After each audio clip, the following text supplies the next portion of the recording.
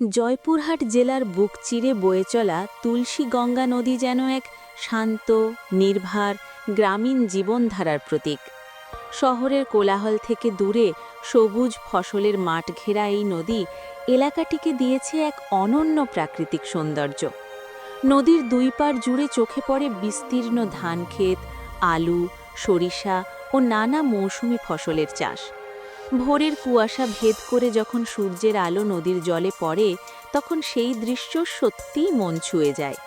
নদীর ধারে কৃষকেরা কাজে ব্যস্ত থাকে, কেউ জাল ফেলছে মাছ ধরার জন্য, কেউ আবার জমিতে ফসলের যত্ন নিচ্ছে। সব মিলিয়ে জীবনের এক স্বাভাবিক ছন্দ। তুলসীগঙ্গা শুধু সৌন্দর্যই নয়, এই এলাকার মানুষের জীবিকা ও কৃষির সাথেও ওতপ্রোতভাবে জড়িত। বর্ষা মৌসুমে নদীর পানি আশেপাশের জমিকে করে তোলে উর্বর, আর শুষ্ক মৌসুমে এই নদী হয়ে ওঠে সেচের ভরসা। নদীকে ঘিরেই গড়ে উঠেছে গ্রামীণ জীবন, সংস্কৃতি ও মানুষের স্মৃতি।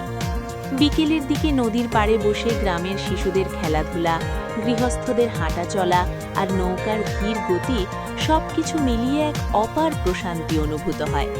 প্রকৃতি যেন এখানে নিজ হাতে সাজিয়ে দিয়েছে এক জীবন্ত ক্যানভাস।